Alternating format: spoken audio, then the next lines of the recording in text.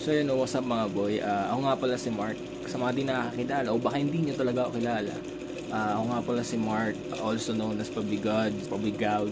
Welcome sa channel ko, Dumping Site ni Kram.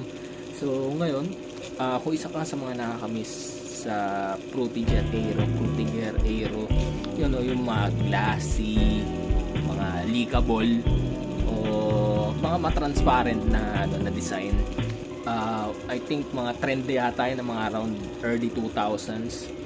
And yeah, so yun, papakita ko sa inyo kung paano i-install yung Windows 7 sa luma yung laptop, o kung meron kayong mga nakatabing laptop na gumagana pa naman at gusto nyong install ng Windows 7 for let's say nostalgic or aesthetics purposes.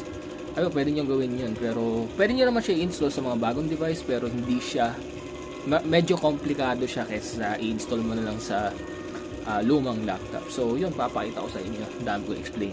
So ngayon, ang first step natin is to create a bootable flash drive or installing Windows installer sa ating flash drive, which is this. Pwede kayong gumamit ng 4 to 8 gigabytes ng storage. Kagaya nito, 4 gigabytes. Joy Belmonte, Quezon City. Tapos, pero itong gagamitin natin, USB 3.0, 8GB storage na flash drive. So, ngayon, plug ko lang. Alright, so ngayon, ang pwede natin gamitin na tool is either Balena, Etcher. Yan, yan. Ito yung main site. Wag nyo i-download sa kahit anong site. Dito lang, etcher.balena.io. Yan, dyan nyo lang i-download. Wala lang iba. Tas Rufus, pero gagamitin natin ngayon is Rufus since ito yung madalas kong ginagamit. Ito, official site rufus.ie. Diyan nyo lang bubuksan, huwag kayo pupunta kung saan saan, okay? Let's go. And download nyo lang, punta kayo sa baba, download nyo. Advisable ko, gamit kayo ng VirusTotal. Kung ano man yung mga pinagda-download nyo, dito nyo muna padaanin bago nyo install. So ngayon, pag na-download nyo na, paganahin nyo na agad yung Rufus. Okay, so nandito na tayo sa Rufus. Ito yung tool na binanggit ko sa inyo kanina. So ngayon, since naka-plug na yung ating USB flash drive, na detect na siya automatically ng Rufus, yun makikita nyo dito. Yan. So ngayon, kailangan lang natin piliin yung disk or yung ISO. In case sa akin, na download ko na siya, which is yung Windows 7 Ultimate SP1 Service Pack 1, ibig sabihin yan. So yun, open lang natin siya. Alright. Shit, lobot na ako. Okay, kapag-charge na. Okay, so since napili na natin yung yung ISO na install natin sa USB. Ngayon, ang target system natin is, ang partition muna is dapat MBR, since MBR is usually sa mga lumang laptop na may BIOS. Pero kung nakasetup na yung laptop nyo as UEFI, you can set it to GPT. Actually, automatic na yan eh. Wala namang pagpipilian sa target system. Pero usually sa MBR, it's either BIOS lang o CSM. BIOS o CSM. Tapos, yun. Wala na kayong isa-setup dito. Diretso na tayo sa start. Okay. So, habang nag-i-install yan, antayin lang natin. Mga 2 to 5 minutes. So, balikan natin to. Okay. So, yun. Nag-install na yung Windows 7 sa USB. So, basta nakalagay na dyan is ready. Tapos napuno na yung progress bar.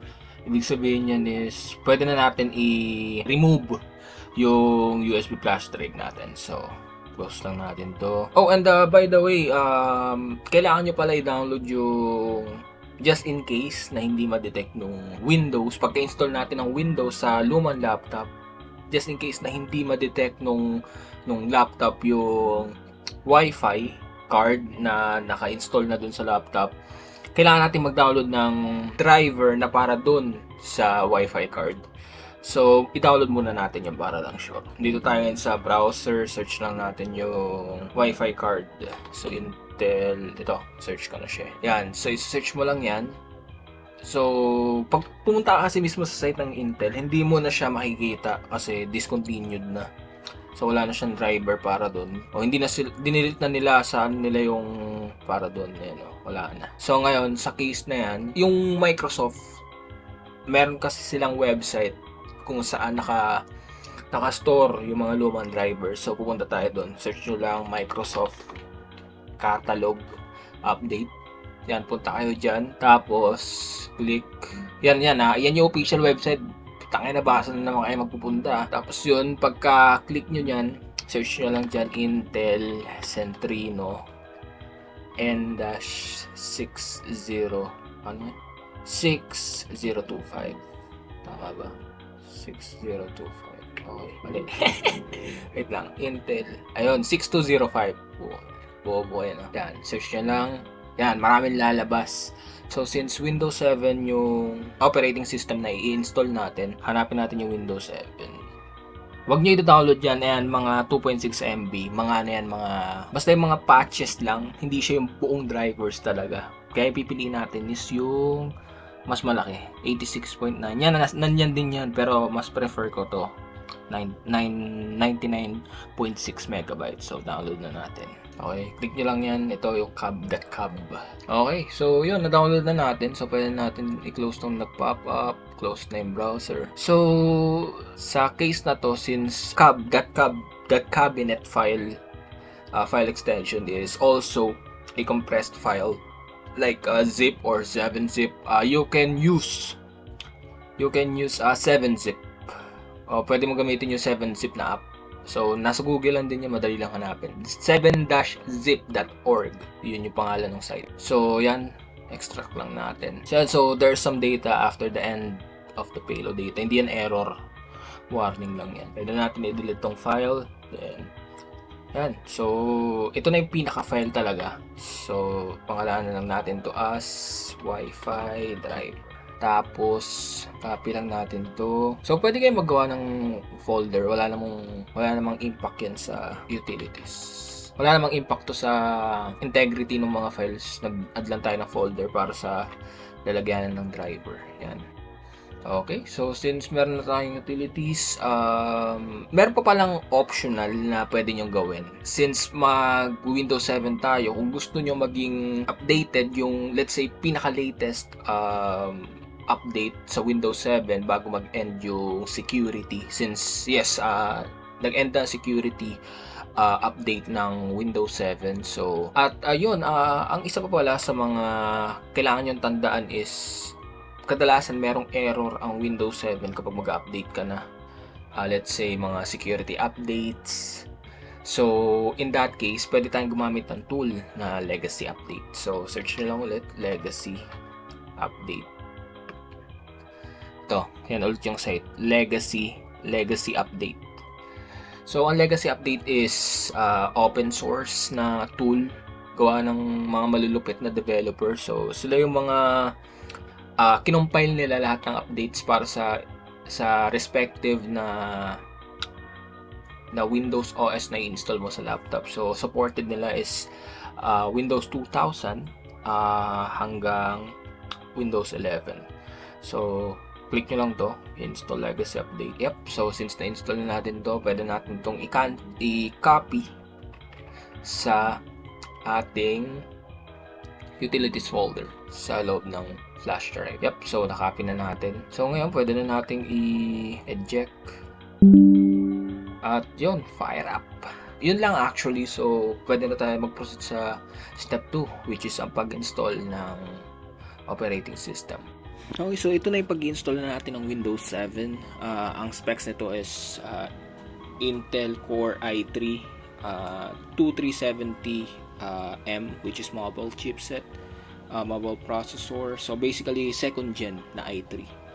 4GB of RAM, 240GB of SSD.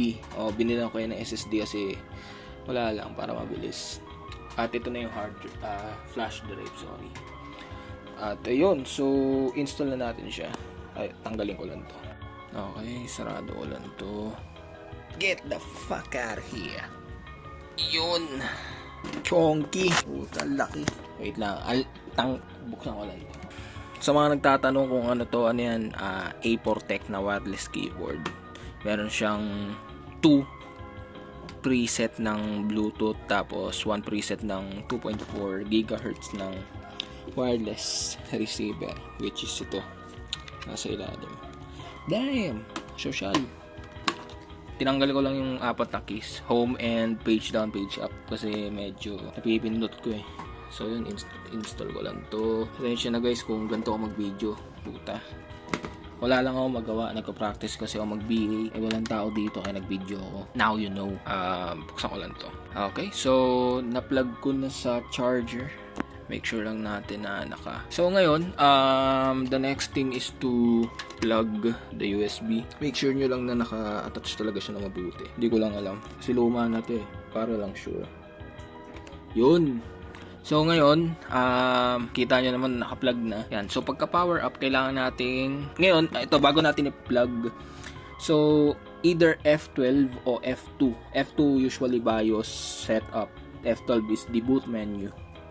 Sa laptop kong main laptop, saka dito sa luma parehas. So yun lang, share ko lang. Turn on na natin. Yan. Tas tatarin nyo yung F12. Pukin ang ina mo. Ay gago. So ba, ganyan din gumana. Ano pala, mali. Sa case ko lang to, pero F12 pa rin. Pero kung meron kayong keyboard talaga, yun, dapat ano lang yun. Part 2. Sorry. Pagka on, tatatarin. Sa akin lang to at usually F12 lang. Pero since yung keyboard ko may FN, function key. FN, big sabihin function key. Bali tatatarin ko rin yan. So, 1, 2, 3, go. Putang ina mo. Yun. So, yun. Ngayon, boot menu. So, ngayon, makikita mo USB memory. Transcend, Jet Flash, mass storage. So, yun. Punta lang tayo dyan. Yan. Kahit ano pindutin mo. Damn. Yan palang nostalgic na eh. Di mo na makikita sa ibang ano eh, modern na Windows eh. Windows 8, Windows 10. Di mo na yata makikita yan eh. Pero yan. Damn. Nostalgic. So yun. So sa step na to, English. Usually English, puta. Mas di ko pa nga naintindihan pag Pilipino yung lengguwahe. Pero yun, yun. Republic of the Philippines. Sa time and currency format. Depende sa'yo, pwedeng United States, pero mas prepare ko lang. Wala naman diferensya. So, next, install. Tagal lang puta. So, yun, service pack 1. Gaya nga nabanggit natin kanina. And, accept mo lang. Custom. And then yan. So, dito na tayo. Kailangan explanation nito. Pero yun, system reserve, ito yung recovery partition ng drive. Okay. So, ito nga pala si Bobo ako. So, sorry sa information na yun. Ano pala talaga yun? System reserve is EFI, which is yung boot files na kailangan ng operating system para gumana. So, yun lang. So, kailangan walang matitira dyan. So, kailangan click mo yung advance, delete. Yan. Delete. Yan, kailangan iisa na lang yung nakalista. Pero kung may second drive ka, make sure mo na lang na talagang yan lang yung naka-attach na hard drive. So kung meron kang external drive sabihin nating second drive sa laptop mo, mas maganda tanggalin mo muna. So yun, new, click mo yung new, apply. Okay. Let's go. So yun, next. Yan. So, nag-i-install na siya. So, habang nag-i-install muna dyan, kainin ko lang yung halo-halo. Not sponsored by the way. Pukin ang ina mo. Share ko lang din yung Terraria na mousepad. Napakaangas. Mura lang yun, 146 na eh. So, by the way, habang nag-i-install pa pala yan, nais ko lang banggitin sa inyo ang ilan sa mga kailangan nyo malaman sa OS na to. Una, nag-end na ang service security update ng OS na to nung 2020 pa. So basically 5 years ago. So what it means is that mas vulnerable na to sa mga virus, sa mga malware. So mas mainam talaga na tuwing mag-i-install kayo ng mga apps dito, mga lumang laro, padaanin niyo muna sa Virus Total, yung pinakita ko sa inyo kanina. Mas mainam talaga. Mas maganda wag na kayo mag-install eh. Kasi in-install mo lang naman to para sa aesthetics. sa nostalgics. Pero depende sa'yo. Pero mas mainam talaga padaanin mo sa Virus Total. Isa pa, at tingin ko yun lang. Ang dami ko pa sinasabi. Alright, so yun, nag-install na. Malapit na. Ayan na 100. Pak. Mabilis na lang din yan. Maya. Boom! Pukin ang ina mo. So yan, antayin na lang natin para sure. Toshiba. Wala nang laptop to ngayon eh. Yan, wala nang laptop yan ngayon eh. Nalaos, nalugi, na bankrupt. Joke lang. So yun. Yep. So setting up registry settings. Yan. Yun. Tingnan natin to. Alright, so nag-restart na yung laptop ulit. And talaga yung isa sa mga nakakamiss sa Windows 7. So, yun. Pwede natin pangalanan. So, sa case ko, gusto ko kasi align lahat eh. So, CRAM, Potato, PC. Hindi. Ito, Mark G. Kasi Mark G. Oh. Mark G. Tapos, CRAM. CRAM lang hindi release. CRAM. Mga ba yan? Nakalimutan. CRAM, Potato. Potato, PC. Yan. Next, password. Yan. Wait lang. Okay. So, naset ko na yung password. Next. Wala. Skip, sorry. Dito, sa part na to, mas maganda. Ask me later. Yan. Hindi ko alam. Bahala kayo kung ano pipiliin nyo. Pero, yan. So, kung sa Pilipinas ka nakatira, pili ka kahit ano. Pare-parehas lang yan. Beijing. Tuta ng China. Ayan na. So, yan. Preparing your desktop. Yun na, puta, yun na. Damn, would you look at that? Medyo stretchy, medyo pangit pa yung itsura niya. Hindi transparent kasi wala pang graphics driver na naka-install. So, dyan na papasok yung Wi-Fi. Kasi hindi niya detect. May Wi-Fi dito pero hindi niya detect. Ang nade-detect niya lang is yung Ethernet, yung LAN.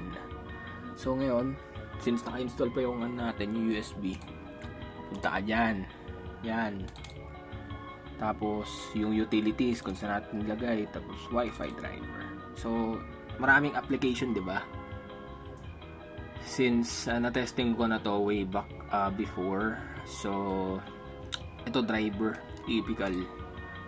Install. Yan. Let's go! Yung mga nagpipisonet dyan, panigurado. Familiar yung itsura na to. Marami rin kasi balak gawin dito, like mag-install ng Crossfire. Nag-Crossfire kasi ako eh. Sa yung Dota 1, Warcraft. So yun, nakikita nyo, nagpop-up na yung signal. So, pagka-click mo nyan, lalabas na yung Wi-Fi. Kunin ko lang sa Wi-Fi namin. Okay, so connect. Okay, so depende sa inyo, pero ang ganda ko. So, cancel nyo lang. Huwag na kayo dyan. Wala namang kwenta yun. So, yun. So, na-install nyo na. So, ngayon, ang next na lang is to install ng mga graphics drivers. So, sa case na to, di muna natin siya may install. Legacy update muna. Yan. So, root certificates, enable. So, activate Windows saka legacy update. So, yun. So, depende sa inyo kung ano yung gusto nyo piliin dyan sa apat na yan.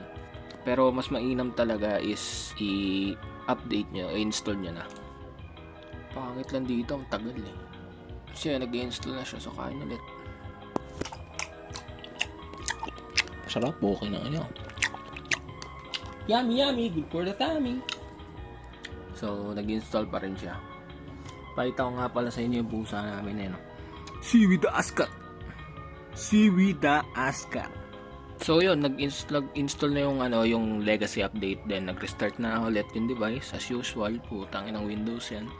So yun, lalabas sa legacy update. Sabi na eh. So yun, nag-configure na siya ng updates. So other wait. So yun, kain ulit.